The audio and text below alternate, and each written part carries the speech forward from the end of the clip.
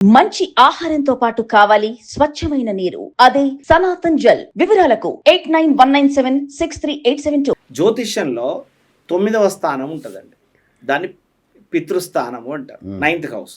So 9th హౌస్ని బట్టి ఏమి ఇండికేట్ చేయొచ్చు? ఫాదర్తో రిలేషన్షిప్స్ ఇండికేట్ చేయొచ్చు, స్థిరాస్తి పాస్తులకు సంబంధించి చేయొచ్చు, గౌరవ మర్యాదలు, సోషల్ స్టేటస్ చెప్పచ్చు. అలాగే గ్రహాలలో రవి అనే ఒక గ్రహం ఉంటుంది, తన పితృకారకుడు. ఓకేనా? మీరు గమనించినట్లయితే సూర్యోదయాది లగ్నం ప్రారంభమైనప్పుడు 4వ లగ్నాన్ని అభిజిత్ లగ్నం అంటారు. చాలా మందికి తెలుసు, అది అన్ని సకల శుభకార్యాలకు ఉపయోగపడుతుందండి. నెక్స్ట్ లగ్నం ఏదైతే అది అపరాహ్న లగ్నం వస్తుంది, అంటే మిట్ట మధ్యాహ్నం వస్తుంది, అంటే అప్రాక్సిమేట్లీ 1 to 3 వస్తుంది, లేదా 1:30 to 3:30 వస్తుంది.